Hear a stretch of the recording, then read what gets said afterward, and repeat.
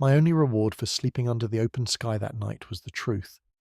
And this truth, what the being from beyond the stars revealed to me about the universe, about the invisible thread connecting every living soul to something ancient and immeasurable, is the key to a completely different kind of story. Forget what you think silence means. Forget what they told you about being alone in the dark. Forget the city noise and the endless scroll and the feeling, the persistent, exhausting feeling that you're somehow always behind, always missing something, always not quite enough. I'm talking about a connection that was always there, hidden in plain sight, woven into the fabric of every night sky you have ever stared up at and not known what you were really looking at. I just warn you, this information will illuminate some blind spots in your life. It may create new questions where you thought there were settled answers. It may do what only the truly important things do. Change the way you feel the world, not just the way you think about it. If you are willing to let the night be something other than empty, stay with me. What Marcus Webb discovered on the ridge of Blackthorn Mountain in northern Montana was not the end of a camping trip, but the beginning of a revelation. One that will quietly and permanently change the way you experience every night sky for the rest of your life. Now, let me tell you how it all began. I was camping alone in the mountains when I saw a light that had no business being there. And what happened next, what the being inside that light showed me about consciousness, about connection, about why we are never truly alone in the dark, will shift something in you that has needed shifting for a long time. I'm not talking about science fiction. I'm not talking about the little green men of old movies and cheap tabloids. I'm talking about something real, something patient. Something that has been waiting, with extraordinary and unhurried care, for the moment when enough of us are ready to hear it. But I must warn you, what you will discover tonight may challenge everything you have been taught about your place in the universe. It may unsettle the loneliness you have accepted as the baseline of being alive. And once you feel the truth of it in your body, not just understand it in your mind, but feel it, there is no going back to the empty dark you thought you lived in. If you are ready to hear what the night has always been trying to tell you, settle in. Close your eyes, let your body grow heavy, and your breathing slow. Because what happened to Marcus Webb on that mountain will open something inside you that has been quietly waiting, patiently waiting, for exactly this moment. Now, let us begin. We want to thank you for supporting us. We're almost at 50 subs, and it would mean so much if you could support the channel by leaving a like and subscribing to help keep this channel going. Anyways, back to the video. Welcome, traveller. Tonight you are going somewhere quiet, somewhere the air is cool and clean and carries the particular sweetness of pine resin and cold stone. Somewhere the sky stretches so wide and so dark and so full above you that the world below, with all of its noise and urgency, seems to shrink into something small and manageable. Something you can set down for a while. Tonight you're going to the mountains, to a forest clearing on a ridge where the only sounds are crickets and wind and the occasional soft creak of ancient pines swaying in the darkness. You're going to hear the story of Marcus Webb, a man who went looking for silence and found something far greater waiting for him in the dark. So let your body settle. Let your breathing slow. Let the weight of the day dissolve. Layer by layer, like mist burning away in morning light. This is a story told at the edge of sleep, a story meant to carry you gently, carefully into the deep and restful darkness. Are you ready? Then let us begin. Marcus Webb had not taken a vacation in 4 years. Not a real one. Not the kind where you actually leave. Not the kind where you turn off your phone, close the laptop, step away from the grinding machinery of the ordinary week, and drive away from the city without a destination pinned on a map. Not the kind that means anything. He was 43 years old, a structural engineer who had spent the last 2 decades calculating stress tolerances, weight loads, and failure points. He designed the invisible architecture of things, the bones inside buildings, the logic that kept bridges from falling, the careful mathematics of load and resistance that let people walk across spaces without thinking about the forces working silently beneath them. He was, by every professional and personal measure, a careful man, a precise man, a man who did not tolerate uncertainty if he could help it, and who had built his life around the comfort of things that could be known, measured, calculated, verified. But the uncertainty had been mounting for months, and it was not the kind of uncertainty he knew how to calculate. Nothing dramatic had happened, nothing that would make a story worth telling at a dinner party, no single crisis. just the slow, quiet accumulation of small things, the projects that felt increasingly hollow, the apartment that echoed more than it used to, the mornings that arrived not with energy or purpose but with a dull, flat sense of obligation. And the nights that offered sleep technically. He was not insomniac, his body still surrendered to unconsciousness at a regular hour. But not rest. Not the deep, restoring kind of rest that leaves you feeling like yourself again. He had been tired for months. Not the good tired of hard work completed, the other kind, the tired that lives in the bones. His colleague Diane had been with the firm almost as long as he had. She was one of those people who saw clearly without making a production of it. She didn't announce her observations, she simply acted on them, which was more useful and more unsettling. They were standing in the break room one Tuesday afternoon, waiting for the coffee machine to finish its cycle, and she looked at him the way only someone who truly sees you can look at a person, straight through the surface to something underneath. "When did you last do something just for yourself?" she asked. Not accusing, simply curious, the way you're curious about a puzzle. Marcus had opened his mouth to answer, then closed it. He searched back through the last 12 months, then further cataloguing weekends and evenings and the rare sick days he had taken. He could not find a single instance that qualified. Not one thing done purely for his own replenishment. Every hour had been aimed somewhere external, at a deadline, a deliverable, an obligation to an obligation. That evening he drove home through the city, the red brake lights strung out ahead of him like lanterns, the exhaust fumes hanging low in the warm air, the pulse of 10,000 lives pressed together into the narrow arteries of the evening commute. And he felt something he could only describe as thirst.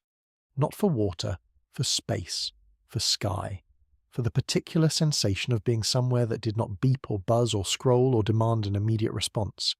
He pulled up the same mapping app he used for construction site surveys and typed in a single word: mountains.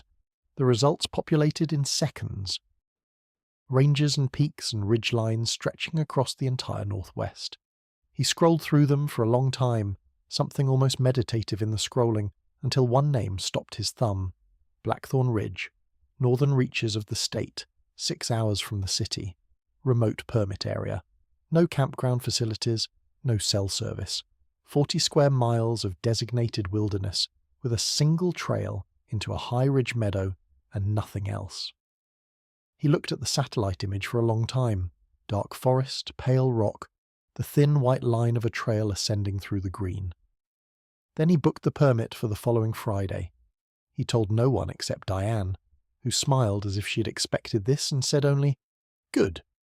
He spent the week moving through his work with a quality of lightness he had not felt in months, not because the work had changed, but because there was now a horizon in the middle distance he was moving toward. Something on the other side of the Friday afternoon that was not another Monday morning. He packed on Thursday evening: tent, sleeping bag rated to 30 degrees, small titanium camp stove and a handful of fuel canisters, 3 days of food in freeze-dried pouches and granola bars and a bag of coffee. Water filter, headlamp with spare batteries, a small first aid kit, a paperback novel he had been meaning to read for 2 years. He looked at the pile on the kitchen floor and felt the particular satisfaction of things reduced to their essentials, everything unnecessary left behind. He drove north in the early morning, before the city had finished waking, and the roads were still quiet and grey, and the sky ahead of him was the particular luminous blue of very early day. The kind of blue that is not quite dawn and not quite morning, but something in between, a colour that exists for only a few minutes and then is gone. The landscape changed slowly. The flat commercial sprawl of the city's edges gave way to lighter development, then to fields, then to the rolling foothills that appeared in the distance first as shapes on the horizon, and then grew closer and taller and more distinct as the hours passed. The forest began at the foothills, thin at first, then thickening, the trees pressing closer to the road until they formed a canopy that filtered the light into something green and cool and private. He stopped at a small diner in the last town before the trailhead. A low building with a hand-painted sign and 3 pickup trucks in the parking lot, and the smell of coffee and bacon drifting through the door.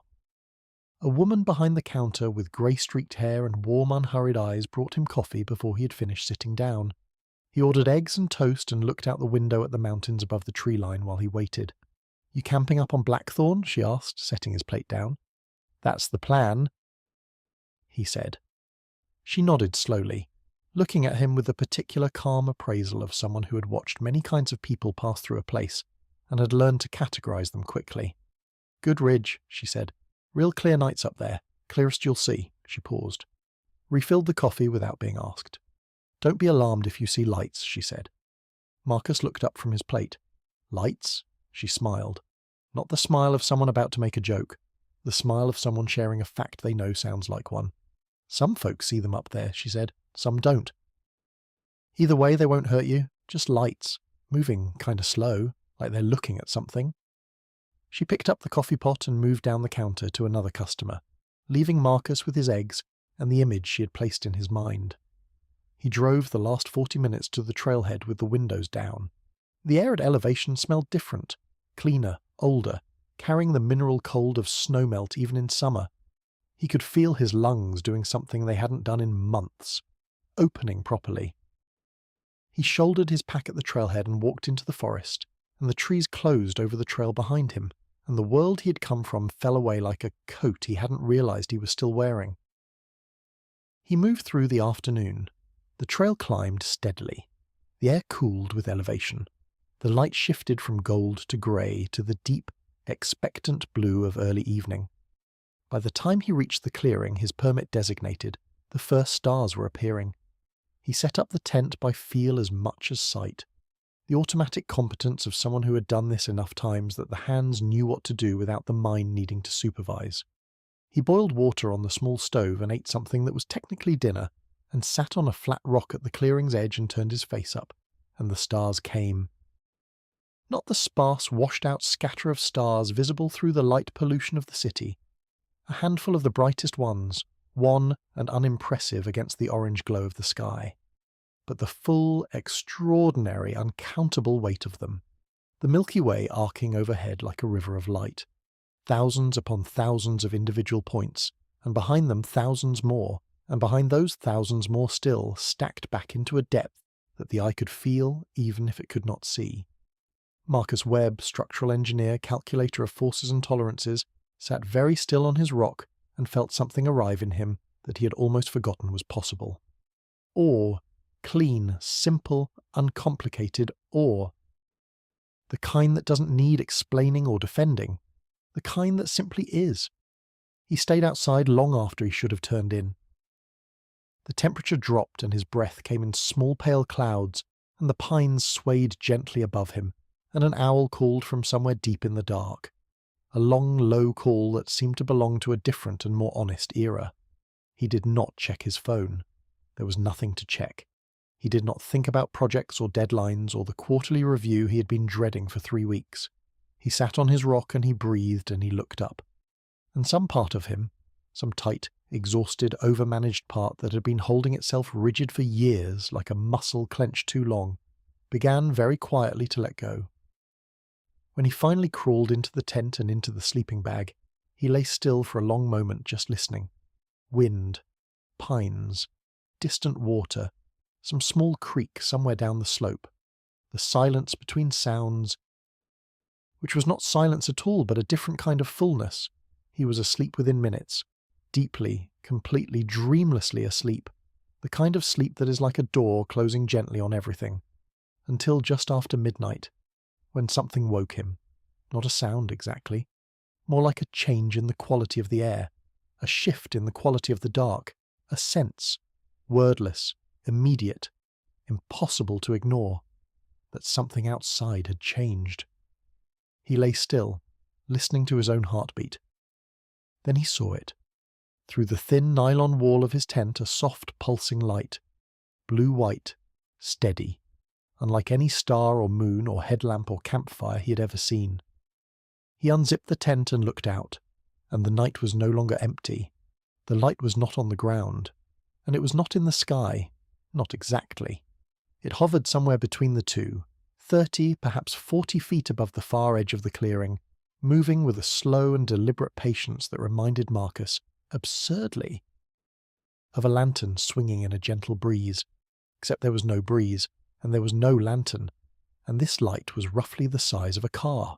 He did not scream. He did not run.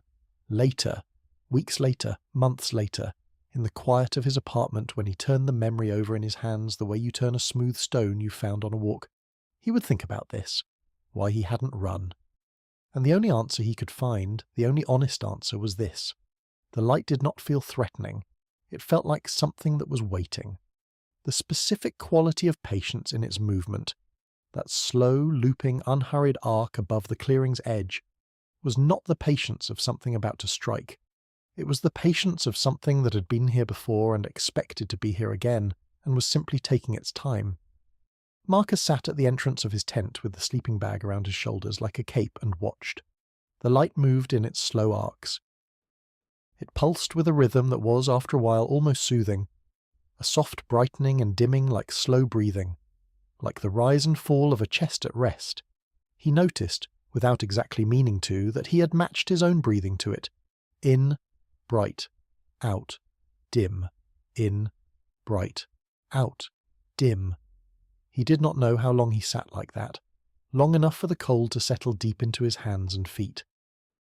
Long enough for the first sharp spike of adrenaline, that primitive chemical alarm, every human's inheritance from a time when unexpected lights in the dark meant something coming, to soften into something slower and stranger, a state of heightened, attentive calm, the kind of alertness that is not fear but its quiet, steadier cousin. Then the light descended, slowly, not dropping, descending, the way a leaf descends in still air, weightless and unhurried.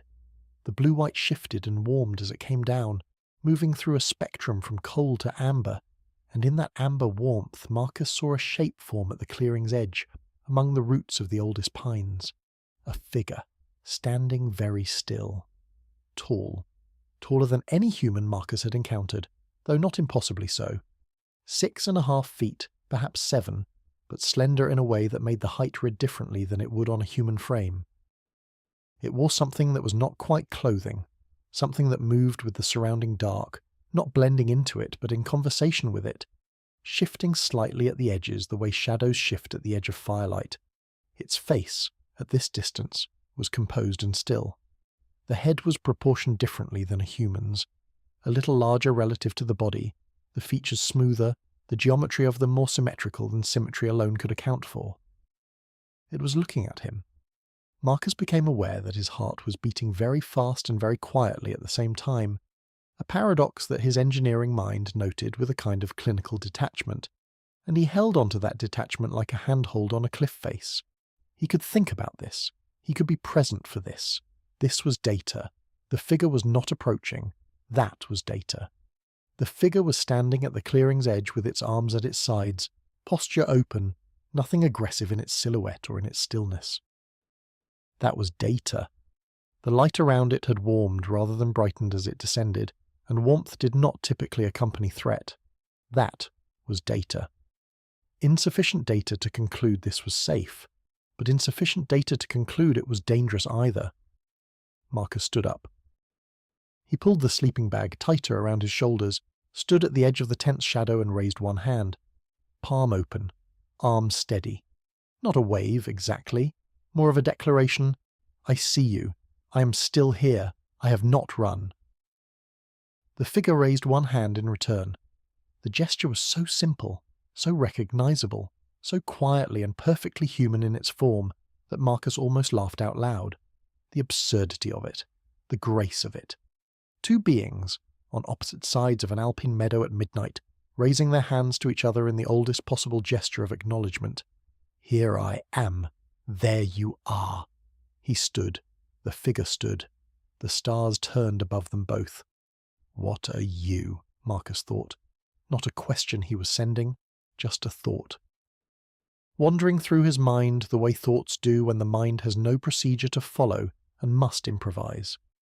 And then something happened that he could not explain then, and has never been able to fully explain since. He heard an answer, not with his ears. The night was still, no sound had been made. Not with words exactly. There was no sentence, no voice, no clear and separate language arriving from outside. It was more like a thought appearing in his mind with a quality that was not quite his own. The same content of a thought, but the texture of something heard, clear, distinct, without the ragged, uncertain edges of his own habitual thinking, patient, watching, old, no danger to you. Marcus stood very still. He thought, as clearly and deliberately as he could form a thought. "Why are you here?" The answer arrived in the same way, flowing into him the way warmth flows from a fire when you lean toward it. Gentle, unhurried, complete. We are always here. This is not new. Only your awareness of us is new. The pines swayed above him. The stars moved in their imperceptible turning. Somewhere down the slope an owl called once, and the mountain absorbed the sound. Marcus's legs decided they were done standing. He sat down on the flat rock slowly, without taking his eyes off the figure at the clearing's edge. The figure did not move, remained exactly as it was, patient still, giving him all the time he needed. He sat on his rock and it stood among its pines, and they existed together in the mountain silence, two very different kinds of awareness sharing the same cold air under the same blazing sky. He did not try to speak again. He was not ready. He simply sat and breathed and looked, and the figure stood and waited and allowed itself to be looked at. He did not know how long they were like that. Long enough for the cold to become something he stopped noticing. Long enough for the initial unreality of the situation to begin, slowly and improbably, to dissolve into something more ordinary. Something that, if he was honest, felt less like impossibility and more like a meeting that had been scheduled a very long time ago and had finally arrived. When the first thin grey light began to appear along the eastern ridgeline, a barely perceptible brightening of the sky's absolute dark at the edge of the world, the figure did not vanish dramatically. It did not dematerialize or flash away. It simply became part of the background, its warmth dimming slowly and naturally until the approaching dawn had swallowed what was left of it, and Marcus was alone in the clearing with the growing light and the pine smell and the immense humming quiet of early morning. He sat for a long time after. Then he went to the camp stove, boiled water, made coffee, sat with the cup warming his hands, watching the steam rise in the still air, and thought about what had just happened. He was a careful man, a precise man, a man who did not entertain the unprovable, but some things were too real to be wrong. He had seen what he had seen, he had felt what he had felt, and the thought that had arrived in him, patient, watching, old, no danger to you, had not felt like his own imagination. It had felt like something received. He sat with his coffee and the mountain and the growing light, and did not look for a way to explain it away. He let it be what it was. He almost left that day. He spent most of the morning building a reasonable case for departure. The altitude does things to perception. Everyone knew that. Hypoxia, sleep deprivation, the disorienting strangeness of a sudden transition from city life to wilderness solitude. The brain, deprived of its usual stimulation, will manufacture extraordinary things. This was documented, this was understood. He packed his stove, he rolled the sleeping bag, he had the tent halfway down before he stopped. He sat on the flat rock with the tent pole still in his hand, and conducted an honest inventory of what he was feeling, not fear. That was the first and most important finding. He had expected to find fear when he reached for it, and it was not there. Or rather, it had been there briefly in the first moments of the night before, and it had passed the way the sharpest cold passes when you've been outside long enough. What was underneath the past fear was not the residue of fear at all. It was curiosity. Deep, alive, insistent curiosity of the kind he had not felt since he was a young man sitting in his first Mechanics of Materials lecture, realizing for the first time that the world was held together by invisible forces that were nonetheless absolutely, measurably, reliably real. He put the tent pole down, he unpacked the stove, made coffee, decided. The day passed in a quality of time he had almost forgotten existed. He hiked the ridge in the morning and watched two hawks riding thermals above the valley, circling with a patience that seemed to come from a different and slower relationship with time than the one he habitually inhabited. He found a stream in the afternoon and sat beside it for over an hour. Doing nothing, just watching the water move over and around the stones, which was better than almost anything he could name. In the late afternoon he sat on the flat rock and read. He had the book open, but he found his eyes drifting away from the pages and up toward the sky more often than down to the text. The sky was doing more interesting things than the book. He ate dinner as the stars arrived, one by one and then in hundreds, and then all at once, and the meadow settled into its nighttime self, darker and quieter and more alive with small sounds. And he waited. The light came just after 10, the same unhurried approach, blue-white warming to amber as it descended, the same figure settling among the pines at the clearing's edge. This time Marcus stood immediately. No hesitation. He walked toward the figure, not quickly, but steadily, the way you approach something important without wanting to startle it, and stopped about 15 feet away. Close enough now to see the face more clearly. The eyes, and they were unmistakably eyes, wide and dark with a depth in them that Marcus had no reference for, regarded him with something he recognized after a moment. Not examination, not assessment. What he recognized in them was gentleness. He thought, deliberately and clearly, "Are you real?"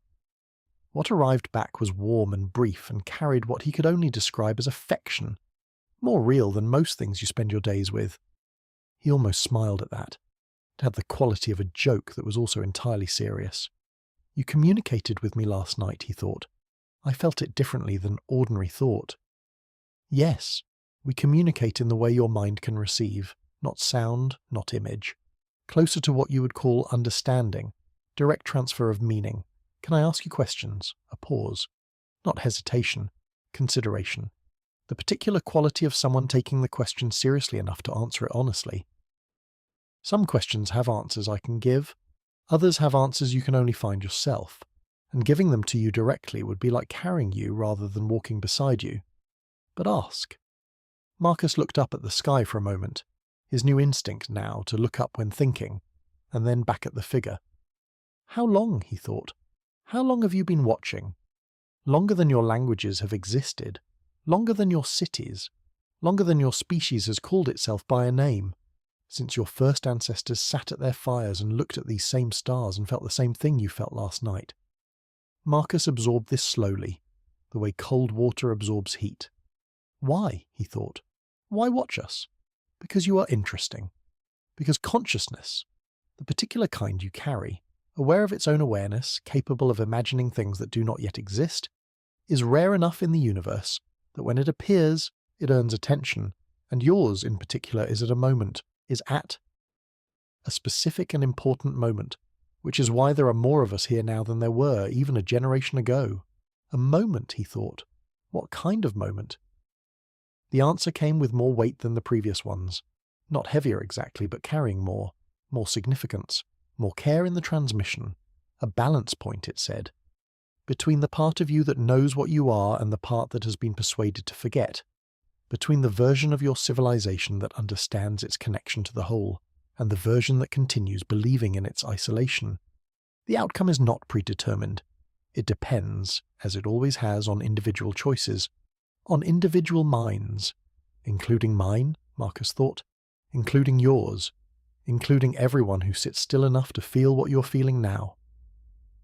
Marcus stood in the cool alpine night and felt the weight of this settle into him, not as a burden, as something solid, something to stand on. Come back tomorrow, the thought arrived, with a quality that was almost warmth, almost care. What I want to show you takes time, and your body is asking for sleep. He had not told the figure his name, not that night, not the night before. Rest well, Marcus Webb, the thought said. The mountain will hold you. He walked back to the tent slowly, hands in his jacket pockets, watching the stars.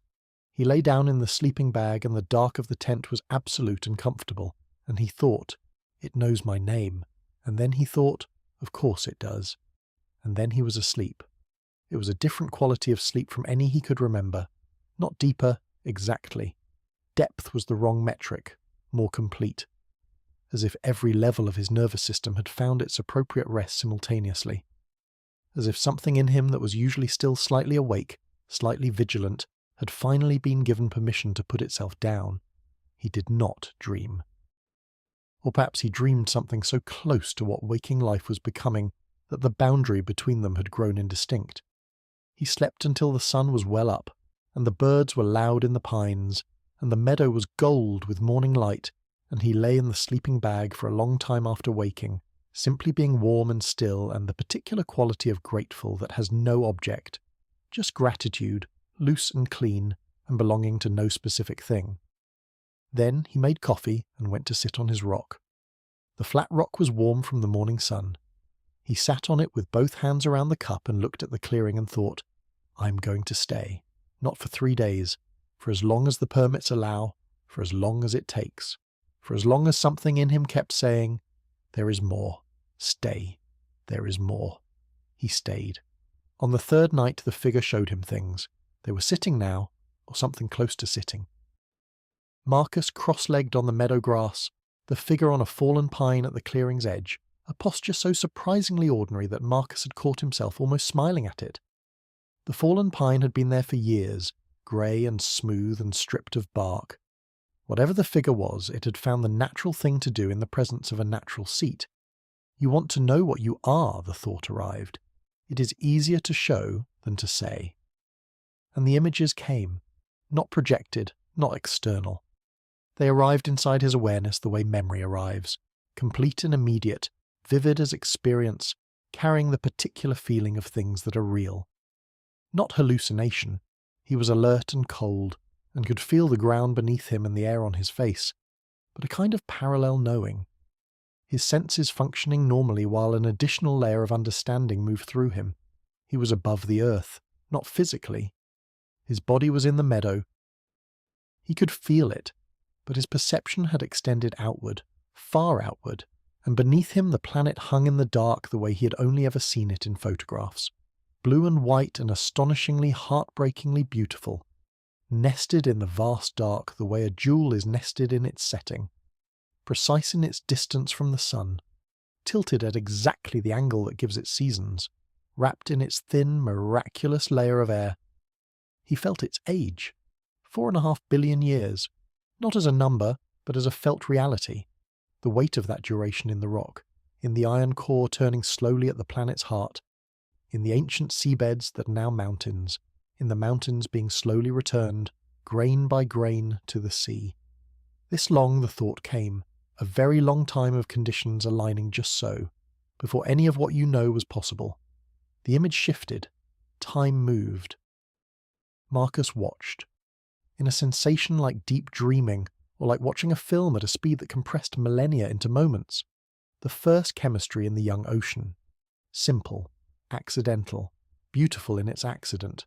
The first replicating patterns, the first cells, the first photosynthetic organisms turning starlight into structure, exhaling oxygen into an atmosphere that had not had it before. The slow accumulation of that oxygen over hundreds of millions of years, the explosion of complexity it made possible, then animals, motion. Then the long proliferation of forms, fins and feet and wings, shells and scales and fur, a diversity of solutions to the problem of being alive that was itself extraordinary, a testament to what was possible within the constraints of chemistry and time. And then, very recently, almost the last moment in this vast timeline, a fraction of a fraction, something that had not happened before. Awareness, looking at itself. The image slowed, stilled. Marcus was looking at a small hominid. 2 million years ago, 3. The numbers were fuzzy in the image, sitting at the edge of a savanna in darkness, looking up at a sky full of stars. The shock of recognition he felt was physical. A cold hand pressing against his sternum from the inside. That is me, he thought. And he meant it, and did not know exactly what he meant. Not you specifically, the thought came back, but the thread you carry. This thing, awareness looking at the sky and wondering what is looking back, this is very, very old in you. The image dissolved. Marcus was in the meadow, cold grass under him, stars above, the pines breathing in the darkness. He sat quietly for a long time. What is consciousness, he finally thought. Really? What is it? The figure was still on the fallen log, patient. The quality of patience in it was something Marcus was beginning to understand differently than he had before. Not the patience of waiting for something to be over, but the patience of something that has all the time there is. The best approximation in your language, the thought came, is this. Consciousness is what happens when the universe becomes aware of itself through a local arrangement of matter. You're not separate from the universe, looking at it from outside. You're the universe, having gathered itself into a sufficient complexity that it can look at its own hand and wonder whose hand it is. Marcus pressed his palms flat against the grass, felt the cold of it, the solidity of the soil beneath. Every mind that has ever asked a question, the thought continued, has been the cosmos asking a question about its own nature.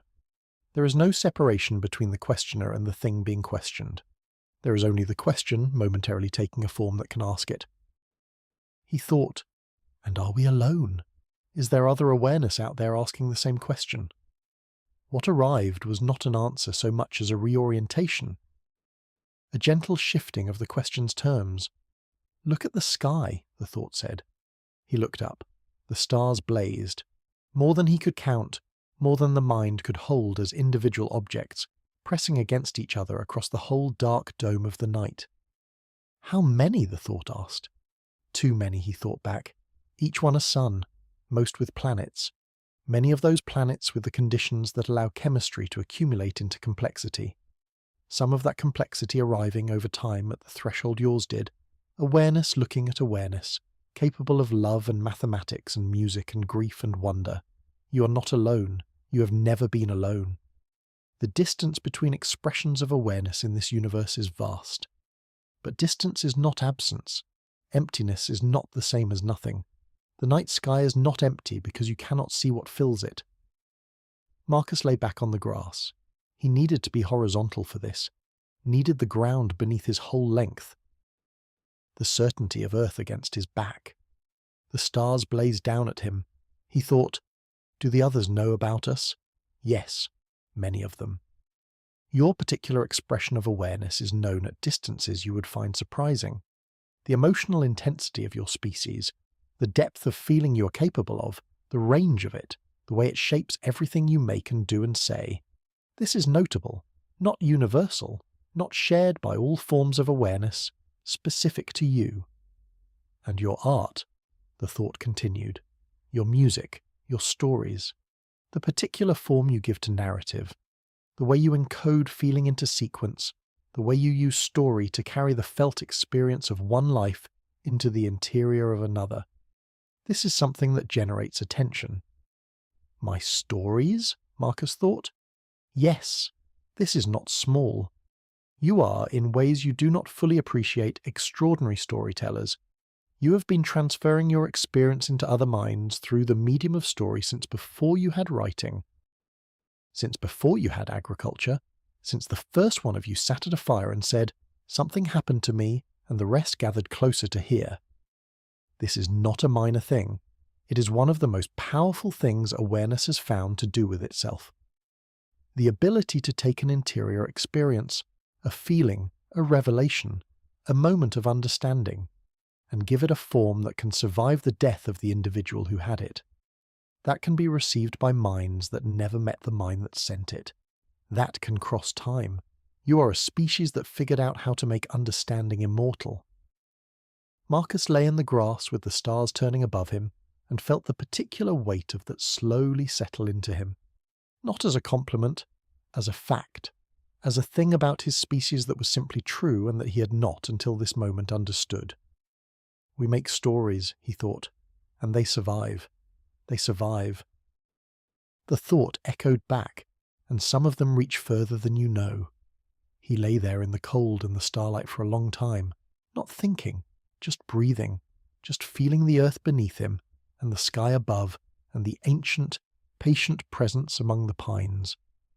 When he finally sat up, the figure was still there, still patient, still waiting with the absolute unhurried quality of something that knew how long things take. Thank you, Marcus thought, for tonight. The warmth that arrived was simple and complete. Sleep now, more tomorrow.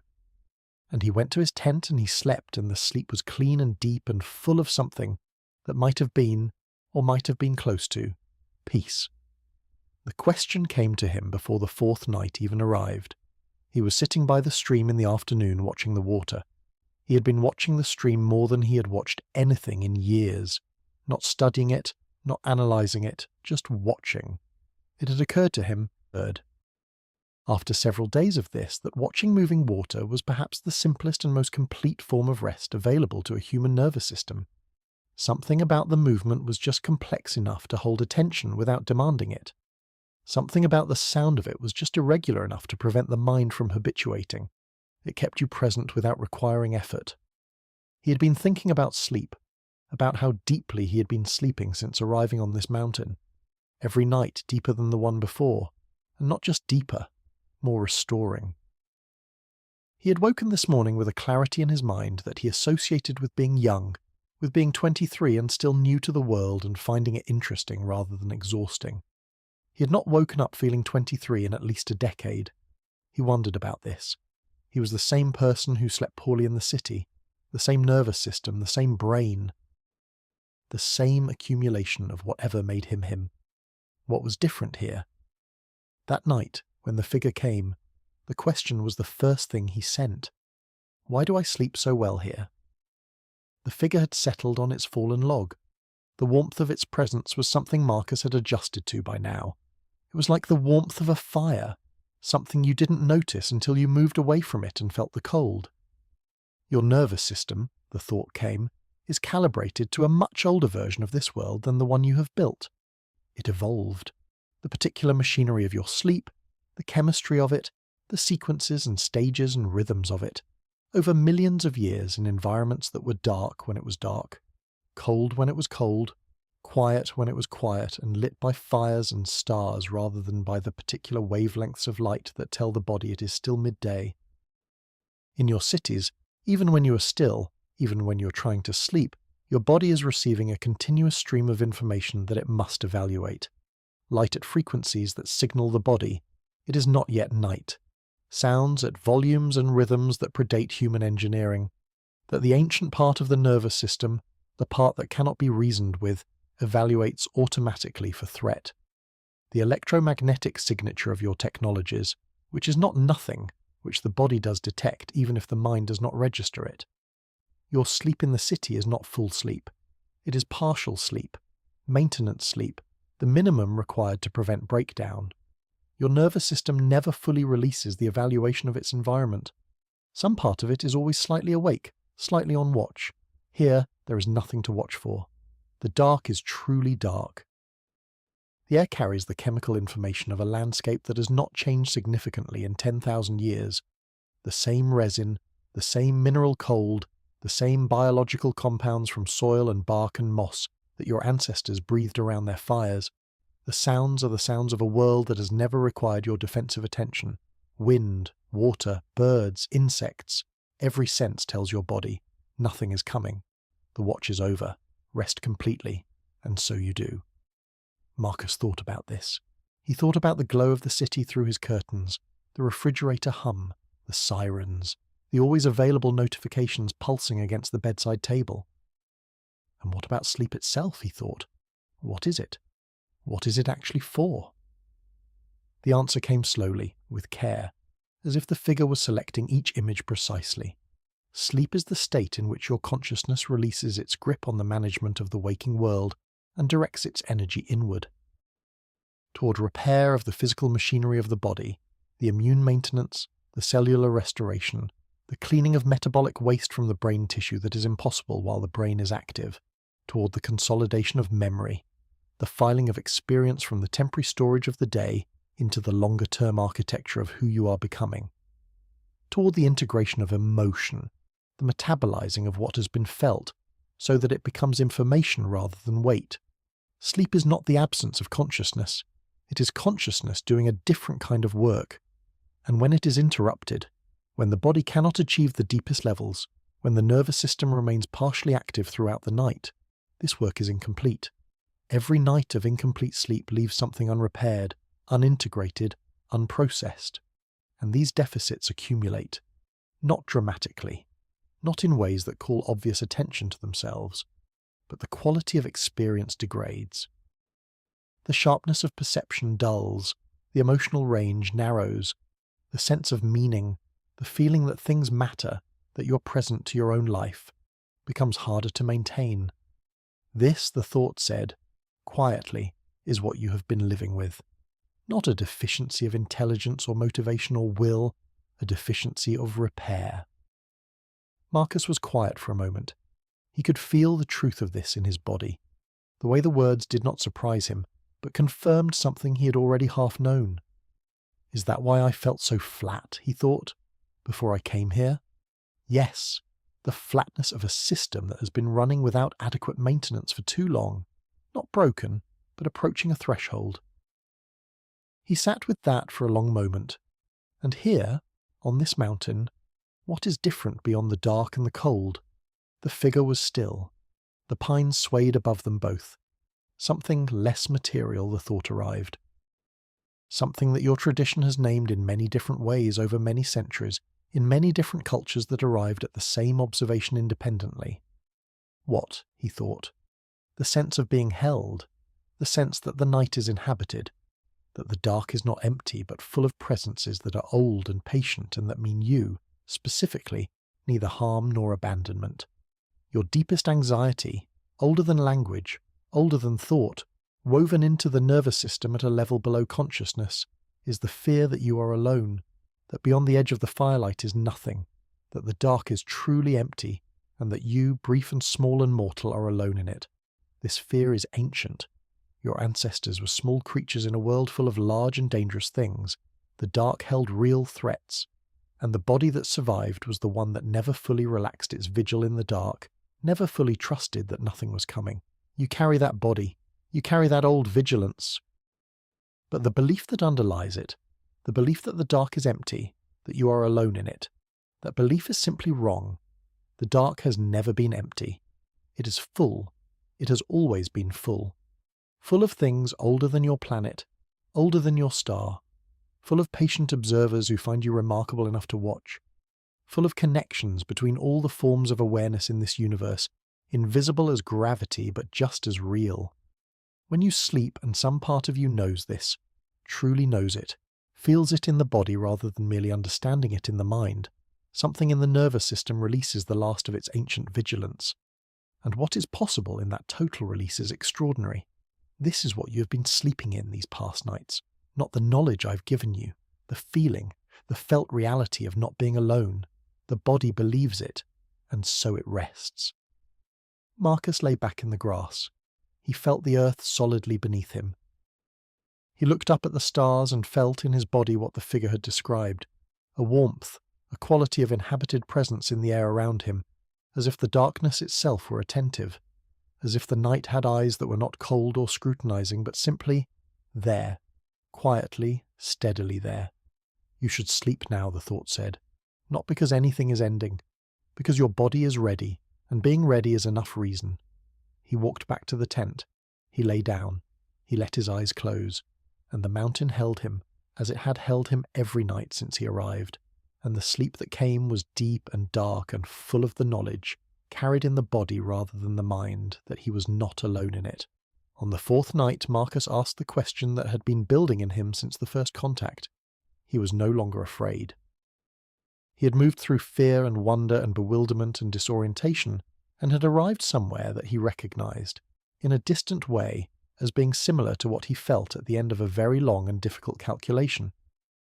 The point where all the variables had been worked through, and the answer, whatever it was, could simply be accepted. A state of open, attentive calm. He sat on his rock. The figure settled on its log.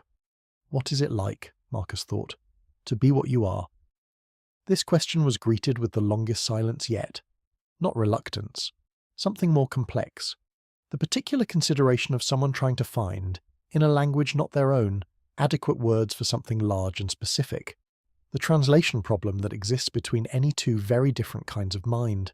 Then, you ask what it is like to be old, to have watched this particular star since before your species existed, to have observed the particular experiments that conscious beings run, the buildings and the burnings, the forgettings and the rememberings, the wars and the art and the cities and the music and the silences between all of it. It is like. The images came now, not sequential and narrative but textured, felt rather than seen, a quality rather than a content. It is like standing at the shore of a very large ocean. The ocean is always moving, always complex, not still, sometimes violent. But you have been standing at this shore for so long that you understand its patterns. You can feel the shape of a wave before it fully forms. You know the particular quality of the light that precedes a storm and the particular quality of the light that follows one when the water settles and goes still and reflects the sky. And you love it, not despite its complexity and its violence, including them. Because the movement is the point. A still ocean is simply a mirror. An ocean in motion is alive. Marcus sat with this for a long time. Do you love us, he thought, the way you love the ocean? What arrived was something he could not name exactly. Not the warm, particular love of personal relationship. He understood that would be a category error, the imposition of a human scale onto something that functioned at a different scale entirely, but something in the same family, something that belonged to the same genus as love. We are invested, the thought came. We find you. Remarkable. The specific combination you carry, the intensity of your emotion, the reach of your imagination, the capacity for cruelty and the capacity for extraordinary tenderness existing in the same organism, the way you reach for beauty even in the worst of circumstances, the way some of you insist on kindness even when nothing in the situation requires it. This is a specific and unusual combination. There is nothing quite like it elsewhere. We are invested in what you become. Marcus thought, and what do you see? When you look at us, what pattern do you see in us? An image arrived, a seed, unremarkable from the outside, dry and small and closed, then the same seed in soil, the first pale root reaching down through the dark, the first thin green shoot reaching up toward the light, and then the suggestion, held in the image not as an explicit picture, but as an implication, a promise contained in the first unfurling of the shoot, what this seed would become when it had all it needed, the height of it, the width, the extraordinary complexity of what a simple seed contains. You are early, the thought said, very early in your particular process. The capacities you carry, the emotional range, the creative drive, the rate at which your collective understanding compounds itself, these are immense, but they are not yet integrated. You have the power before you have the wisdom to hold it carefully. You have the fire before you have built adequate container for it. This is not a judgment, it is a description. Every young form of awareness goes through this. The question is not whether you have the capacities. You do. The question is only how long it takes, and what choices individual minds make, before the wisdom catches up. Marcus thought, are you worried about us? The quality of the answer was careful. We are attentive. We are more present here than we were a generation ago because the balance point is closer and the direction of resolution less clear. We have seen this moment in other forms of awareness. Some resolved it well, some did not. And us? Still being determined, every day, by every choice of every individual mind that participates in the making of your collective reality, including yours. Including mine, Marcus thought. One person. One engineer on one mountain in one country on one small planet. The warmth that arrived was immediate and definite and unlike anything he had expected. Marcus, it matters enormously. Consciousness is not additive. It is not a matter of counting individuals and totaling their votes. Consciousness is connective, entangled, the way particles at quantum scale remain entangled regardless of distance. What one mind touches, it carries into every interaction. What one person integrates, they transmit to every person they encounter. The field of shared awareness that your species moves through together is shifted, slightly, by every shift in an individual mind. When you came up this mountain carrying 4 years of accumulated depletion, of disconnection, of that particular grey flatness that comes from having lost touch with what you are, you were contributing that to the field. Something heavy. When you go back down this mountain, you will be contributing something different, something lighter, something that has remembered, and the people you meet will feel it, even if they cannot name it. And some of them, because of what they feel, will make slightly different choices. Stay a moment longer at a window, look up at the sky, sit with a friend in quiet rather than filling the quiet with noise. And those choices will touch others, and the rings will spread, the way rings spread in still water when one stone is dropped. A stone, on a mountain, a man who came looking for silence. Marcus felt the cold on his face. He felt the grass under his hands. He was entirely present in his body on this particular mountain at this particular hour of this particular night. and he felt the rings of it spreading already outward into the time ahead. "What should I do," he thought, "when I go back?" The answer was gentle and direct and without elaboration. Live as if you know what you know, not loudly, not as performance, not in a way that demands others believe what you believe or see what you have seen, but quietly, in the texture of your days, the way you move through a space, the way you listen when someone speaks, the way you look up at the sky when others are looking at their screens. Be a reminder, without words, that there is more to this than the rush and the noise, that the night is not empty, that you're not alone, that the stars you look up at are looking back, that something in the universe has been paying attention for a very long time, and that this is not a small thing. This is the most important thing. Marcus sat in the cold and the starlight and let this settle into him like warmth from a fire. Slow, thorough, reaching into places that had been cold for a long time. Then he lay back in the grass, and he looked up, and the stars looked back, and he was, for the first time in a very long time, not alone. He had planned to stay 3 days. He stayed 6. He could not have told you, if asked, when the decision to extend was made.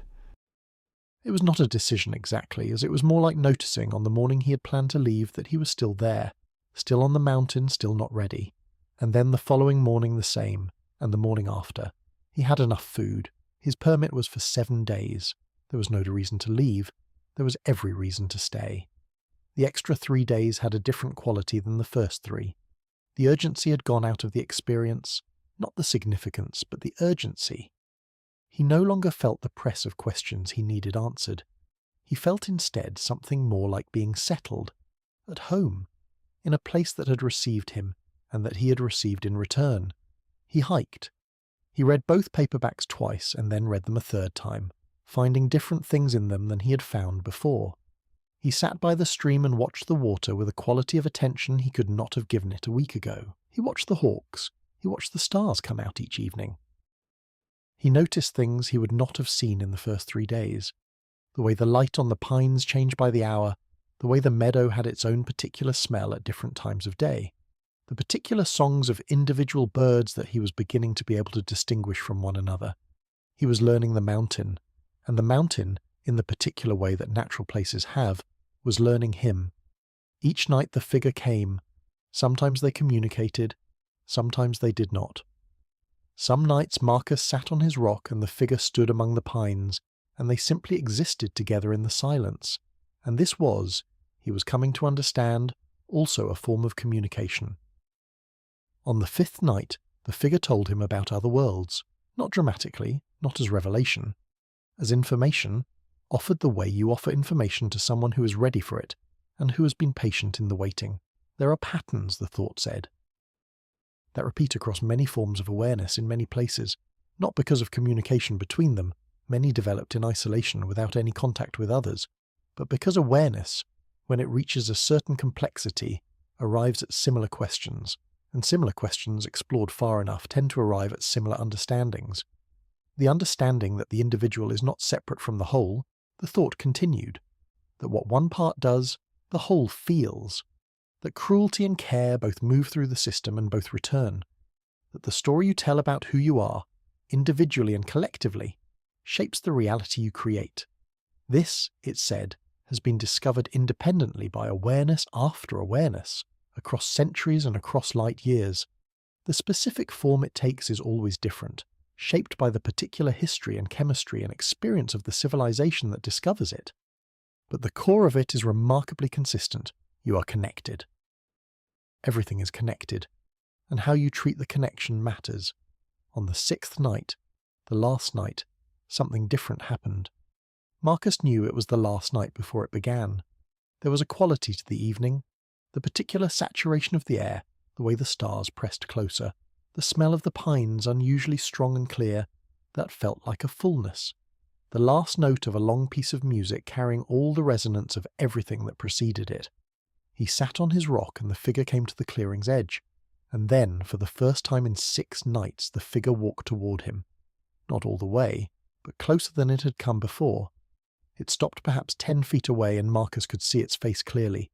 The wide dark eyes, the smooth, calm features, the quality in the posture that was not quite rest and not quite attention, but something that combined both. He thought, I have to leave tomorrow. Yes. He thought, I don't want to. What arrived was understanding.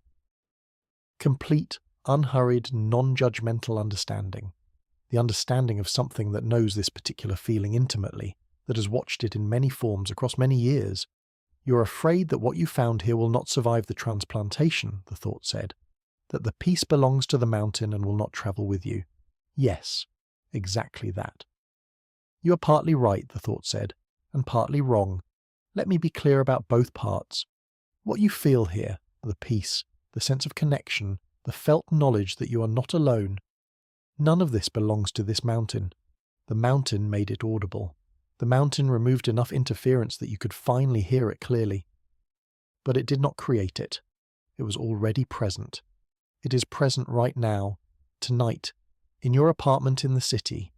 It is present in your office and in the traffic and in the supermarket and in every other place you spend your time. The signal does not change, only the noise level changes. You will not hear it as clearly in the city. That is true, and it would be dishonest to tell you otherwise. The interference is real. The noise is real. The particular conditions of modern urban life are not designed. Were not designed, have never been designed, with the replenishment of the human nervous system as a priority. But the signal does not disappear. It is underneath the noise. It waits. And there are things you can do. Small things, daily things. Things that require no mountain and no permit and no 6-hour drive. That turn the volume down enough to hear it. How, Marcus thought. One moment at a time, one breath at a time. Remembering regularly to look up. He looked up. The stars blazed. Your first awareness of something larger than yourselves came through looking at the sky. The thought continued. Your deepest instinct, when you need perspective, is to raise your eyes. This is not accidental. The body knows which direction to look when it needs to remember what it is. When the noise is too loud, when the flatness comes back, when the grey is settling over the days, look up, not to look for something specific, not to look for us, though we are there, simply to feel the scale of it, to feel, even for a moment, the same wonder that your ancestor felt at the edge of a savanna, looking up at the impossible beauty of the sky. That wonder is a bridge. It connects the small, defended self that moves through daily life to the larger thing you actually are. The thing that looks out through your eyes and has always known at some level that it is not alone in the dark. The bridge is short. It takes one moment to cross it, a moment of looking up, a breath of cold air, a sky full of stars. That is enough. Marcus sat very still. Will I see you again? He thought. The answer came with the quality of a very old smile. You have been seeing us your whole life. Every time you stood outside at night and felt, for no reason you could identify, that the darkness was inhabited. Every inexplicable moment of peace that came to you from the direction of the sky. Every time the stars made you feel small and held at the same time. You were never looking at nothing. You were never alone. You will understand now what you were looking at. And that, more than any experience, more than any communication, more than anything we could show you directly, that understanding is what we came to give. The figure stepped back, slowly. The warmth around it dimmed, not vanishing, simply returning to the background, the way all the most present things return to the background when you stop looking directly at them. Marcus sat on his rock in the meadow, alone, looking up at the stars. He was not alone. He had never been alone. He stayed there until the cold drove him into the tent, and then he lay in the sleeping bag in the absolute dark and listened to the mountain and thought about going home. It did not feel the way he had expected it to feel.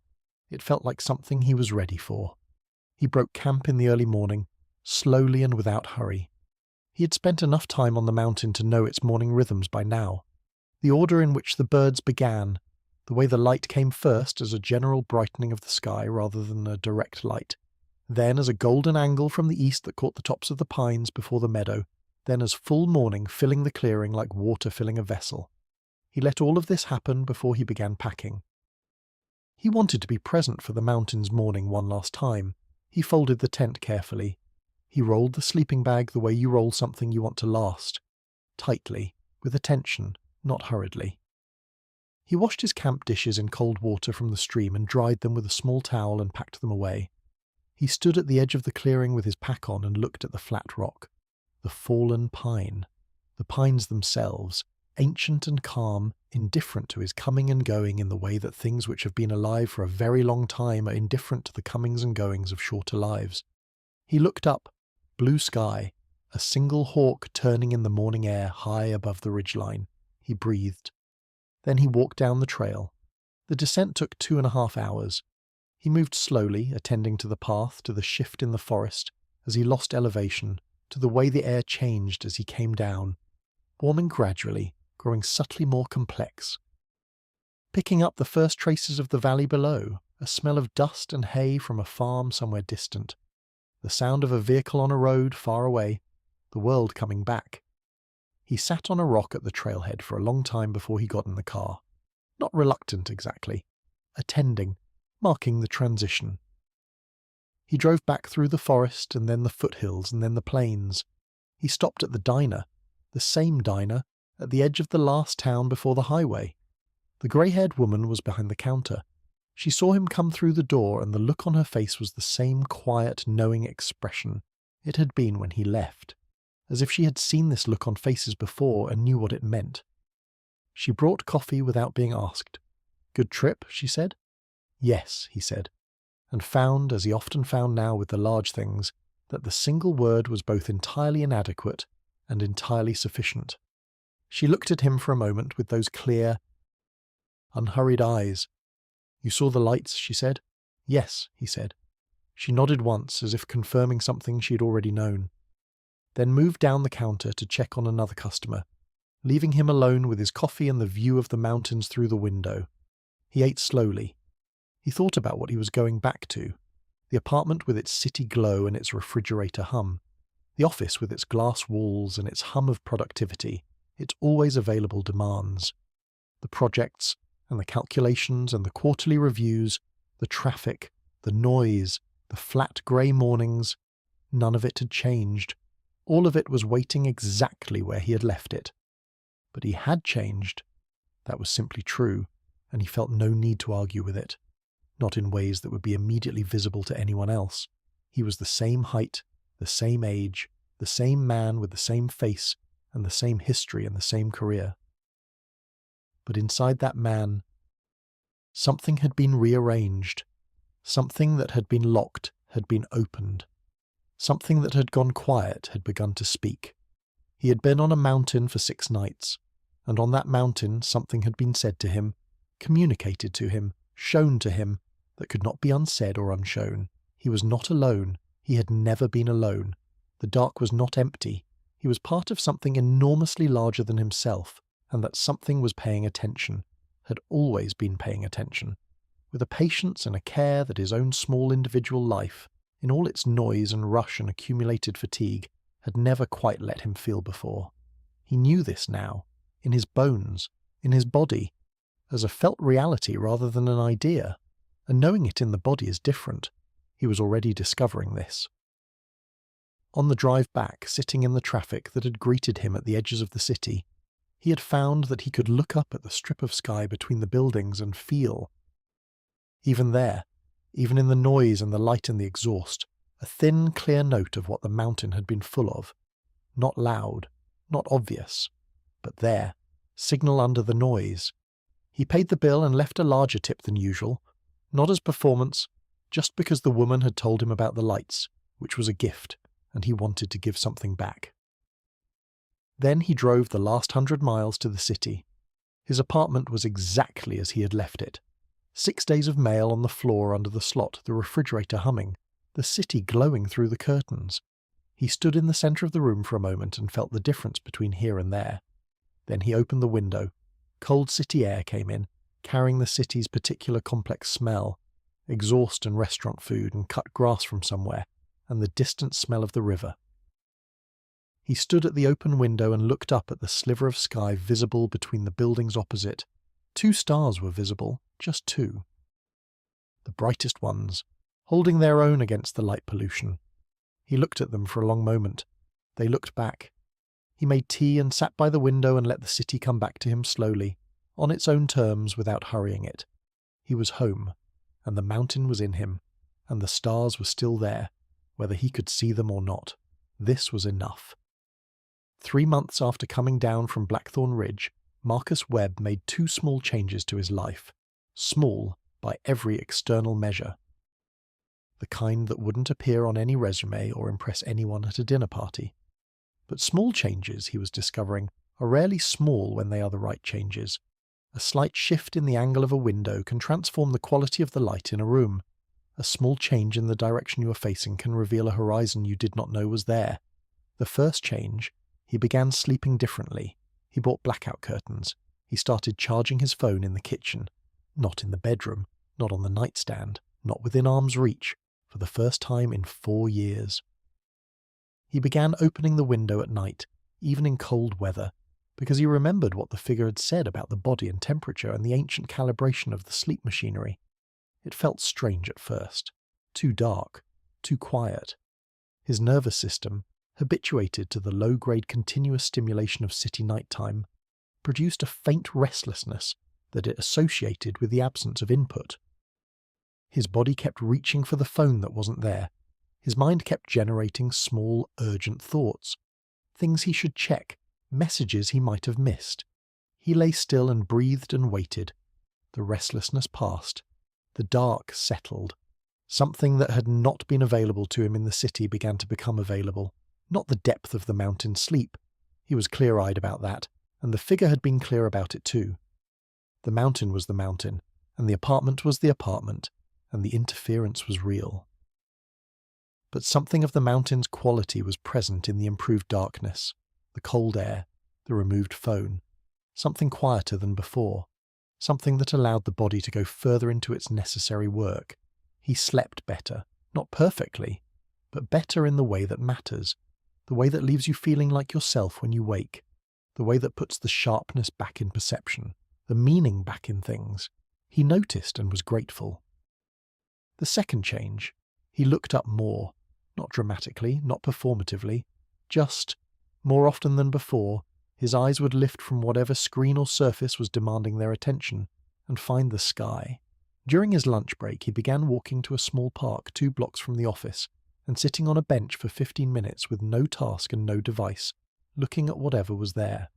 Clouds, the particular blue of midday sky, the pale disk of a morning moon still visible in daylight, the first star of evening appearing in the darkening blue to the east. It was nothing. It cost nothing. It took 15 minutes from a schedule that had hundreds of them. It was everything. The particular 15 minutes of his day around which everything else became, somehow, more manageable. His colleagues noticed something had shifted in him without being able to name what. He seemed less brittle, more present. The quality of his attention in meetings had changed, less the barely contained impatience of someone waiting for the room to catch up with conclusions he had already reached, and more the genuine curiosity of someone interested in what other people think. People talked to him more, stopped by his office for conversations that weren't about work, told him things they hadn't expected to tell him. A colleague he had barely spoken to in 2 years stopped by one afternoon and said, standing in the doorway with the uncertain look of someone who isn't sure their welcome will be extended, "I don't know why, but I feel like I can talk to you about something." He set down what he was doing and gave her his full attention. He listened. He said very little. He was entirely there, entirely present, not constructing his response while she was still speaking, not cataloguing tasks the conversation was interrupting, not performing attention while actually planning something else. She left 20 minutes later looking lighter. Whatever she had been carrying, she was carrying less of it. He thought about what the figure had said. When you go back down this mountain, you will be contributing something different to the field, and the people you encounter will feel it. He was beginning to understand, concretely and specifically, what that meant. He went back to Blackthorn Ridge that autumn. Not to the same meadow, the permits had gone, but to a nearby ridge with the same elevation and the same dark sky and the same quality of mountain air. He went alone. He stayed 5 nights. He did not see the light, but he felt on the second night, lying in the clearing with the stars blazing above him, the same quality of inhabited presence that had been so vivid on the first mountain. Quiet, patient, old. there in the dark the way the stars are there in daylight. Constant, just not visible unless the conditions are right. He looked up and breathed and felt it and was not afraid. He went back again in the spring. He would go back every year, he decided. Not out of hope of seeing the light again, but because the going back itself was valuable. The recalibration, the restoration of signal, the reminder of what he was and what he was part of.